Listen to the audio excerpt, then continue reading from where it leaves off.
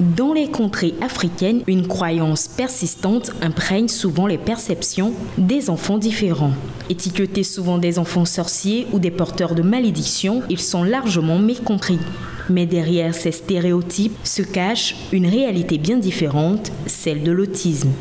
L'autisme ou le trouble du spectre de l'autisme TSA est un trouble neurodéveloppemental dont les symptômes sont dus à un dysfonctionnement complexe du cerveau. Il affecte la communication, les interactions sociales et le comportement des personnes atteintes. La méconnaissance de ce trouble engendre une négligence dans son identification, laissant de nombreuses familles dans l'isolement. Cette condition, mal comprise, affecte des millions de vies à travers le monde. Au Togo, malgré qu'un nom ne soit pas mis sur cette affection, dans les langages locaux, elle existe et le nombre de personnes atteintes d'autisme est estimé à 200 000 pour une population avoisinant les 9 millions. L'autisme se manifeste de diverses façons. Les manifestations du trouble du spectre autistique. Comme nous l'avions dit dans la définition, c'est un trouble neurodéveloppemental dont les symptômes sont dus à un dysfonctionnement complexe du cerveau. Et ce dysfonctionnement est remarqué à 3 niveaux. Il y a des perturbations et ces perturbations sont observées à 3 niveaux. D'abord, au niveau de la communication. Il n'y a pas le langage parce qu'il y a certains qui sont non-verbaux. Il y a la compréhension, il y a le contact visuel. Deuxième niveau, il y a le comportement. Il y a des gestes stéréotypés, des gestes répétés que l'enfant fait. Intérêts et activités spécifiques et restreints. Mise en place de routines. Et le troisième, ce sont les interactions sociales. Que ce soit pour la personne atteinte ou pour sa famille, l'autisme a un impact significatif sur leur quotidien. Pour les parents, ce n'est pas facile. C'est un lourd fardeau. Vous n'êtes pas sans savoir qu'au Togo, le diagnostic est tardif parce que les spécialistes ne connaissent pas le handicap. Ils ne sont pas formés pour pouvoir détecter très tôt le handicap. Donc, les enfants traînent. Les séquelles, les enfants traînent avec le handicap. C'est un fardeau pour les parents, les proches de l'enfant avec un trouble de l'autisme. Nous pouvons dire qu'il y a 2 cas.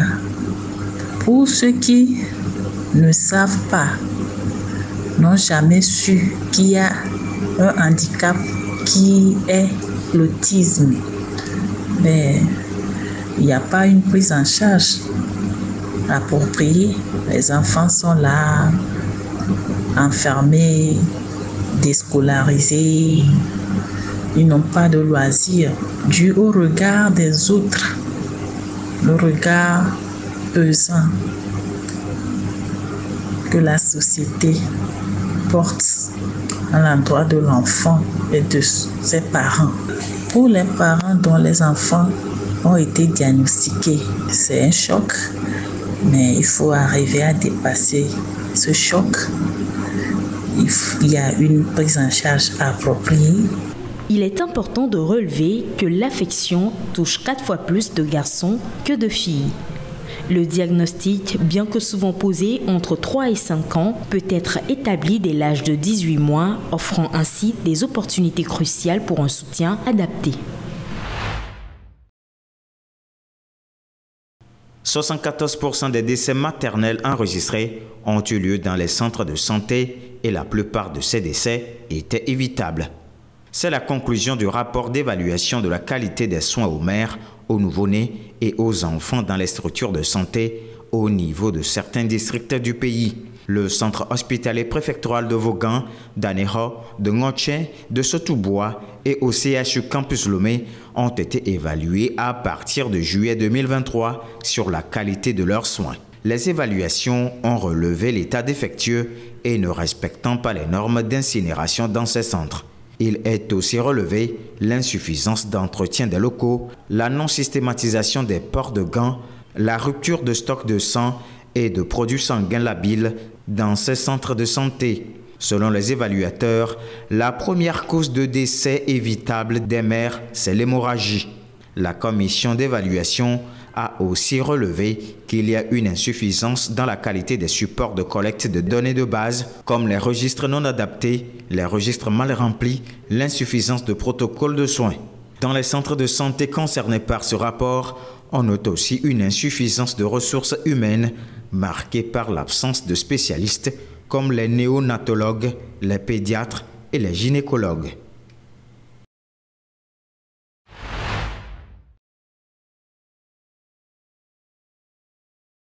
Dans son dernier rapport annuel sur les droits de l'homme, Amnesty International a adressé un tableau préoccupant de la situation mondiale mettant en lumière les violations systématiques dans de nombreux pays et alerte sur la défaillance des mécanismes internationaux. En 2023, les atteintes aux droits de l'homme ont été d'une ampleur considérable à travers le monde. Dans le monde entier, des autorités ont étouffé l'opposition en réprimant les libertés d'expression, d'association et de réunion pacifique en ayant recours à une force illégale contre des manifestants. Le Togo n'a pas été épargné par cette tendance alarmante. Le rapport d'Amnesty International souligne que le pays continue de faire face à des violations graves des droits de l'homme, notamment des arrestations arbitraires, des actes de torture et des restrictions à la liberté d'expression. Les autorités togolaises ont particulièrement réprimé le droit à la liberté d'expression et le droit de réunion pacifique. Des journaux ont été suspendus et des journalistes condamnés à des peines d'emprisonnement pour des accusations de diffamation ou de publication de fausses informations. La Cour de justice de la CEDEAO a statué sur 3 de ces affaires selon le rapport. Mais les inquiétudes ne se limitent pas aux violations des droits civils et politiques. Le rapport souligne également les lacunes dans les services de santé du Togo, en particulier en ce qui concerne l'accès aux soins de santé maternels. Le manque de personnel qualifié, la vétusté des équipements et la mauvaise qualité des soins compromettent la santé et le bien-être des femmes enceintes. Dans de nombreux établissements de santé maternelle, le manque d'effectifs et l'absence d'installations sanitaires adéquates entravent la capacité à fournir des soins appropriés aux patientes, soulignant ainsi l'urgence d'une action pour remédier à cette situation critique.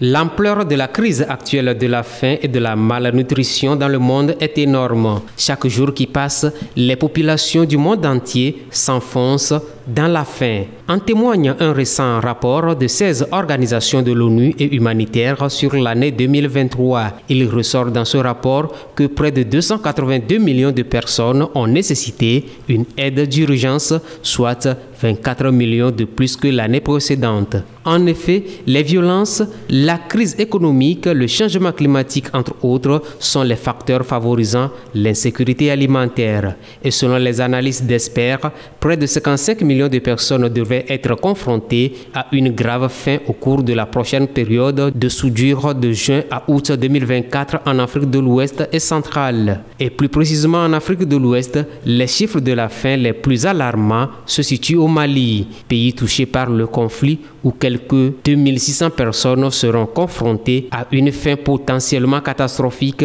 dans les mois à venir. En plus du Mali, au Burkina Faso, en Somalie et au Soudan du Sud, au moins 120 000 personnes devraient être confrontées à la famine dans les mois à venir. Cyril est un cultivateur de légumes dans le village d'Atabou, au sud-est du Ghana. Pour développer son entreprise, il utilise désormais Internet sur son téléphone. Techniques de plantation, informations météorologiques, il accède à de nombreux conseils grâce à une application. Lui qui plantait auparavant ses légumes selon son intuition, espère avec Internet améliorer sa production.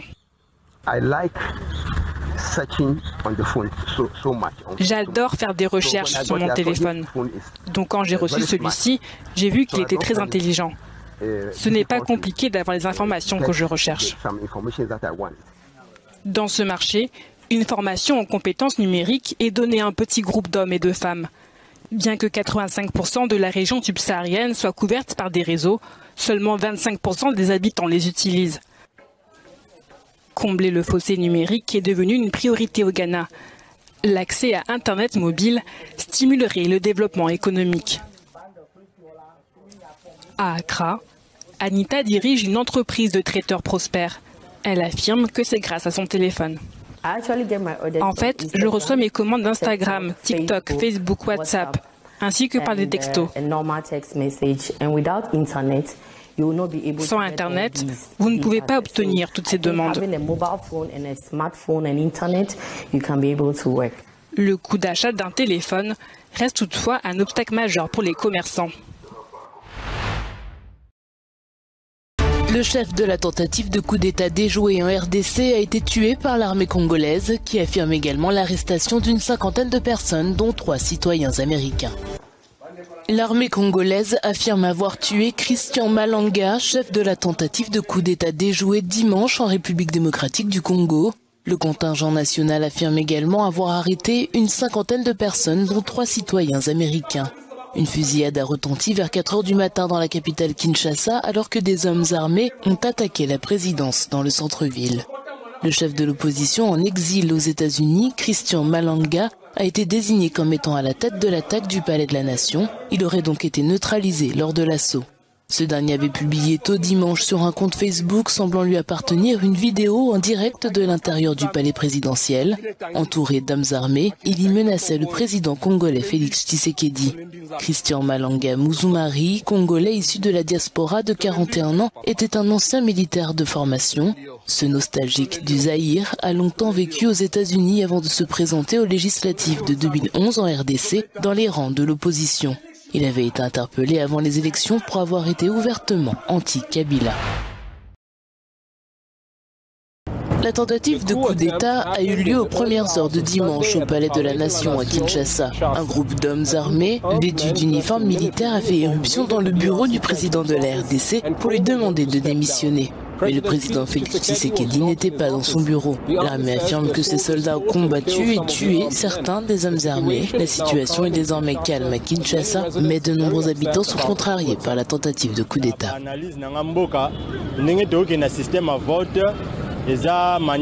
Nous devrions résoudre nos problèmes par la voie diplomatique.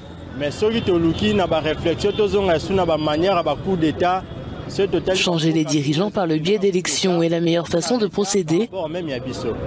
Le conseil que je donne à mes frères, à nos politiciens qui sont très avides de pouvoir, c'est qu'un coup d'État ramène le pays de nombreuses années en arrière.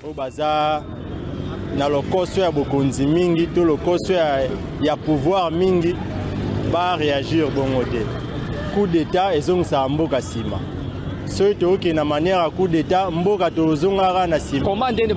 comment ces hommes armés ont-ils pu pénétrer dans le bureau du président à l'insu des services de renseignement et des ministres de l'Intérieur et de la Défense?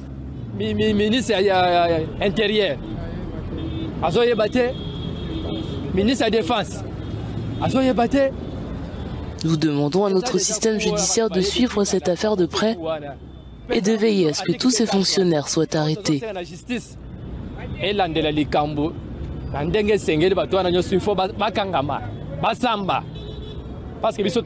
L'incident au bureau du président de la RDC s'est produit quelques heures après qu'une fusillade a éclaté à la résidence de l'ancien vice-premier ministre Vital Kamerhe. Des hommes armés non identifiés ont ouvert le feu sur le domicile de M. Kamerhe, ce qui a incité ses gardes à riposter. 2 gardes et un assaillant sont morts dans l'affrontement.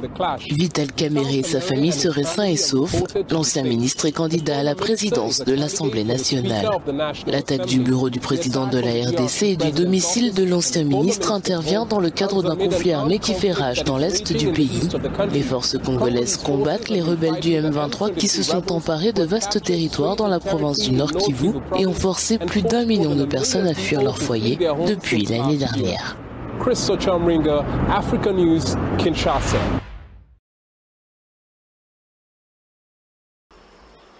En cette journée mondiale de l'abeille, les apiculteurs kényans tirent la sonnette d'alarme sur le danger des tendances actuelles de l'écosystème. L'utilisation effrénée de pesticides toxiques dans les pratiques agricoles destinées à protéger les cultures est en train de décimer par inadvertance les populations d'abeilles. Ces dernières étant des pollinisateurs essentiels, ce déclin représente un risque important pour la sécurité alimentaire et la stabilité des écosystèmes. Le miel constitue une source de revenus alternative et fiable pour les agriculteurs locaux. Lorsque d'autres agriculteurs continuent de pulvériser des pesticides sur leurs fermes, ils tuent les abeilles.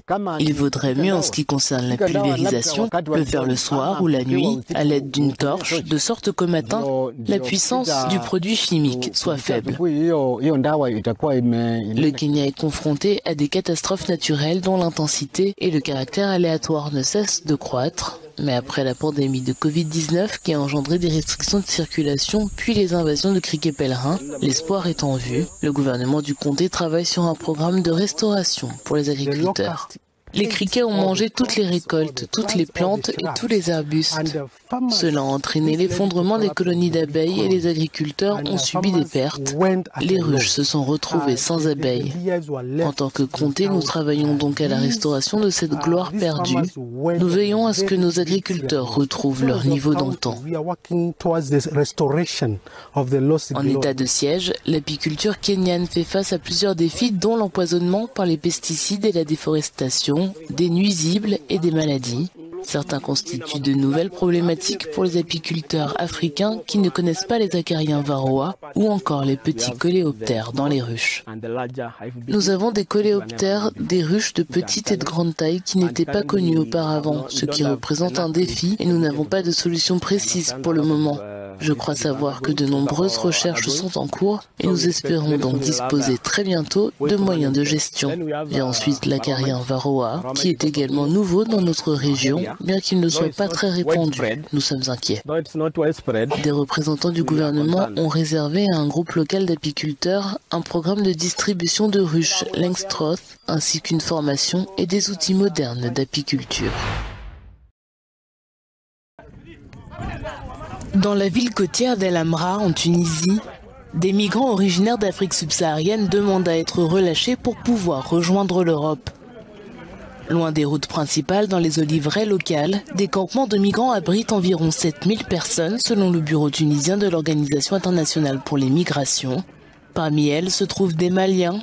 Ils ne souhaitent qu'une chose, partir. Tu es ici, tu ne travailles pas. Il n'y a pas de travail. Il n'y a pas de bonne nourriture ici que tu vas manger. Il y a la vie chère ici. Tout c'est difficile ici. C'est trop chaud. Tu ne peux pas acheter de l'eau, ni shampoing. Tu te laves pas bien même. Tu ne peux pas te laver bien comme tu veux. Ça ne va pas. C'est trop chaud même. Donc tout ce que l'on veut, il nous va laisser. On va partir. Dernière étape pour de nombreux migrants, El Amra et la ville voisine de Djebenniana reflètent les conséquences de la politique migratoire tunisienne. Moins d'un an après que le pays a négocié un pacte anti-migration avec l'Union européenne afin de mieux surveiller sa frontière maritime, la vie des migrants dans ces villes côtières est mise entre parenthèses le temps de leur transit. Donc on demande pardon à la garde nationale, il n'a qu'à nous laisser passer. Parce que dans notre pays, il y a la guerre, il y a tout, donc c'est à cause de ça qu'on a fait pour venir traverser. Donc c'est à cause de ça qu'on demande pardon pour traverser. Donc lorsqu'on est venu ici, là, nous on n'a rien fait. On est venu ici pour traverser, pour sauver notre famille aussi. Donc là on est là, on demande pardon seulement que la garde nationale nous laisse traverser. Des centaines de Tunisiens ont défilé dans les rues de Djebenniana ce week-end, exigeant que le gouvernement tunisien expulse les migrants. Plus de 21 000 tentatives de migration par voie terrestre ou maritime ont été empêchées cette année.